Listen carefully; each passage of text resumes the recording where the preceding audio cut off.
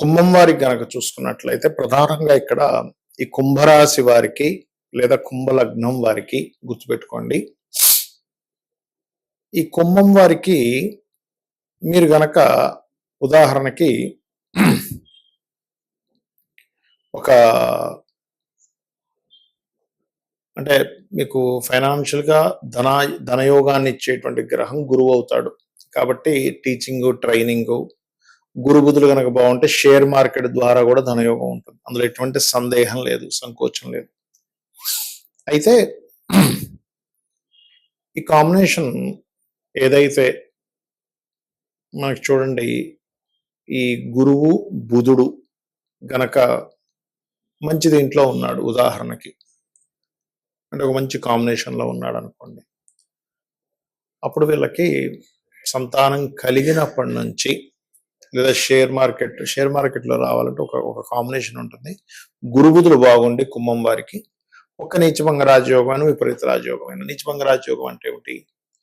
గ్రహం నీచపడి ఇంకో నీచ గ్రహంతో చూడబడ్డం కానీ, లేకపోతే నీచపడ్డ గ్రహం స్వక్షేత్రాధిపతితో చూడబడ్డం కానీ, ఉచ్చ గ్రహంతో చూడబడ్డం కానీ, లేదా ఆ రాసులో ఆ గ్రహ సంబంధం కలిగి ఉండడం కానీ దాన్ని నీచభంగ రాజయోగం. విపరీత రాజయోగం అంటే 6, 8, 12 అధిపతులు అంటే శని, 12వ అధిపతి శని, 6వ అధిపతి చంద్రుడు, అష్టమాధిపతి బుధుడు, వీళ్ళ ముగ్గురు గనక 6, 8, 12 కాంబినేషన్స్లో గనక ఉన్నట్లయితే ఖచ్చితంగా బాగుంటుంది, అందులో ఎటువంటి సందేహం లేదు.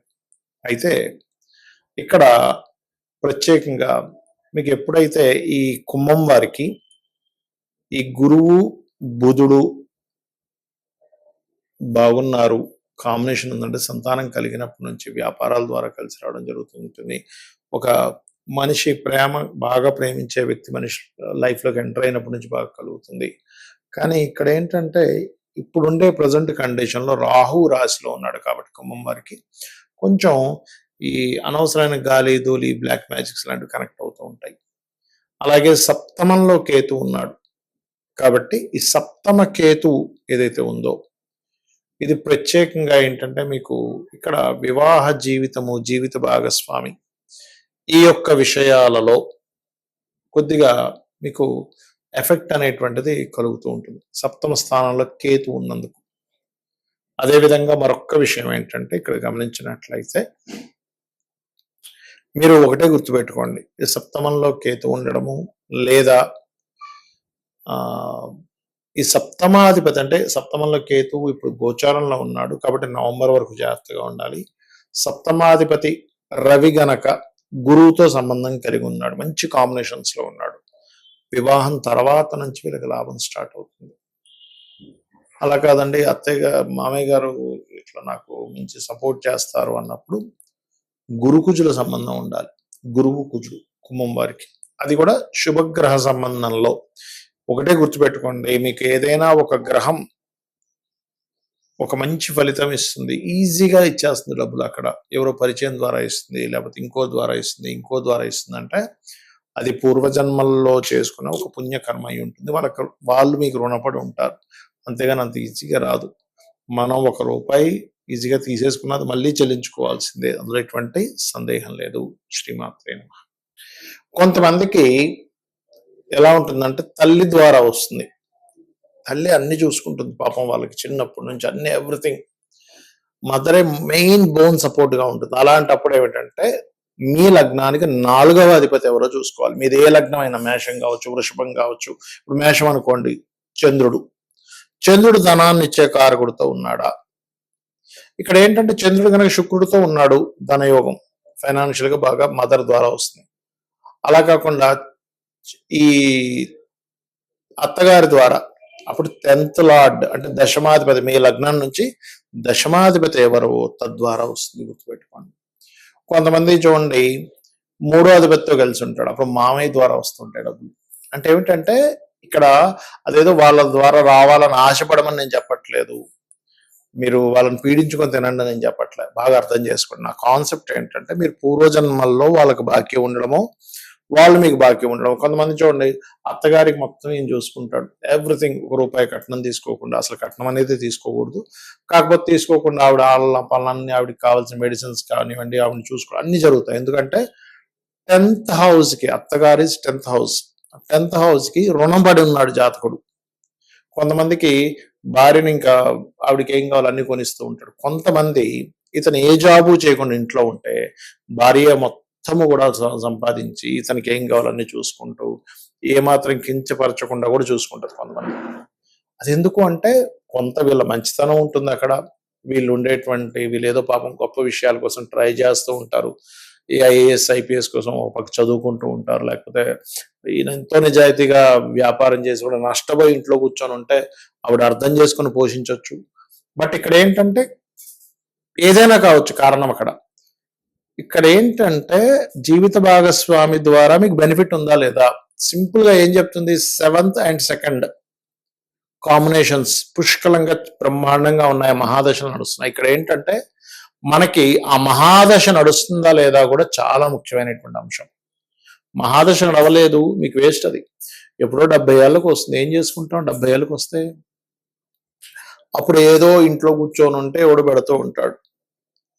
అలా కాకుండా కొంతమందికి చూడండి, భార్య లేదా భర్త ఆ యొక్క బిజినెస్ లో ఎంటర్ అయితే డబ్బులు వస్తాయి. అప్పుడు కూడా సప్తమం ధనయోగాన్ని ఇస్తుంటుంది. చాలా మంది ఏం చేస్తారు, పార్ట్నర్షిప్ అనగా వద్దనేస్తారు. వద్దడం కాదు, జాతక చక్రంలో ఏముందో చూడాలి. పార్ట్నర్షిప్ ద్వారానే కలిసి వచ్చే ఉంటాయి. నేను ఒక జాతకం చూసినప్పుడు అతనికి ఏంటంటే జాతకం చూస్తే అసలు ఏమీ అస్సలు అంటే అసలు బాగాలేదు. ఏంటి అసలు ఏంది బా ఉంటది, మీరు ఏదైనా కొంచెం మీరు సొంతంగా కాకుండా పార్ట్నర్షిప్ ఏమైనా చేయండి అంటే ఆయన ఒకటే మాట అన్నాడు, సార్ నేను పార్ట్నర్షిప్ చేసినప్పటి నుంచి నా లైఫ్ బాగుందండి అన్నాడు. ఎందుకంటే అతనికి పార్ట్నర్ ద్వారా ధనయోగం ఉంది. ఒక లారీతో ప్రారంభించాడు ఆయన. ఒక్క లారీతో ఇంట్లో ఉండే కొంచెం బంగారం తీసుకెళ్ళేదో లారీ కొన్నాడు. ఆయనతో పాటు ఇంకొక ఆయన కలిసి కొన్నాడు. 10 లారీలు అయిపోయాయి. కూర్చున్న దగ్గర లక్షలు వచ్చి పడుతుంది. అంటే ఏమిటి, అది పార్ట్నర్ ద్వారా ధనయోగం ఉంటే జీవిత భాగస్వామిని పార్ట్నర్ చేసుకోవచ్చు. బయట పార్ట్నర్స్ ద్వారా కూడా ధనయోగం వస్తుంది. అంటే ఇక్కడ మీరు అర్థం చేసుకోవాల్సిన విషయం ఏంటంటే ధనము ఏ రూపంలో ఉంది. ఒక స్త్రీ మూలకంగా ఉందా, శుక్రుడు ఇస్తాడు. ప్రేమ మూలకంగా ఉందా, పంచమం. ఒక్కోసారి పంచమం ప్రేమనే కాదు, సంతానం కలిగిన తర్వాత కూడా డబ్బులు వస్తాయి, గుర్తుపెట్టుకోండి. అంటే మీకు ఆ పర్సన్ పర్టికులర్ గా ఒక మనిషితో యోగం ఉన్నప్పుడు ఆ పర్టికులర్ జీవుడు అక్కడే జన్మిస్తాడు, గుర్తుపెట్టుకోండి.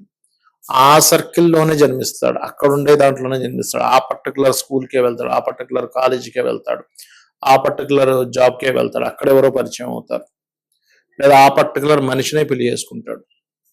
బికాజ్ ఆఫ్ దాన్నే యోగము అంటుంది జ్యోతిష్ శాస్త్రం. యోగం అది ఇబ్బంది పెట్టేదైనా యోగమే అంటుంది, మంచిదైనా యోగం ఉంటుంది. ఎందుకంటుందంటే ఇబ్బంది పెట్టేదైనా యోగం ఎందుకు అవుతుందంటే ఇబ్బంది పడుతున్నావు నువ్వు, కానీ కర్మని తొలగించేసుకుంటున్నావు. సో కర్మ తొలగిపోవడం కూడా యోగమే కదా, మంచి కూడా యోగమే. ఎందుకంటే నీ కర్మని అనుభవిస్తున్నావు, రావాల్సిందని అనుభవిస్తున్నావు, నీ కర్మను తొలగించుకుంటున్నావు. కాబట్టి 2 యోగాలే. అయితే ఇక్కడ చాలా మందికి ఏమండి మాకు పార్ట్నర్స్ ద్వారానో లేకపోతే ఎవరి ద్వారా రావాలనుకుంటున్నాము అనే ఒక చిన్న ఆశ ఉంటుంది.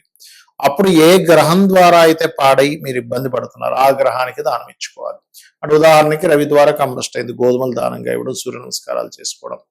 చంద్రుడి ద్వారా అయింది, అయితే చంద్రుడి ద్వారా అయ్యి చంద్రుడు స్పాయిలే కనుక శుక్రుడితో ఉంటే మీకు చాలా అంటే చాలా మటుకు స్త్రీల మూలంగా నష్టపోవడం జరుగుతుందండి. రావడం పక్కన పెట్టండి, ఎవరో పరిచయం అవడం మనం చూస్తూ ఉంటాం. ఫేస్బుక్స్లోని ట్విట్టర్స్లోని ఎవరో పరిచయం అయ్యారు, ఓ నేను ఇంక ఇండియాకి వచ్చేస్తున్నా అని చెప్పారు.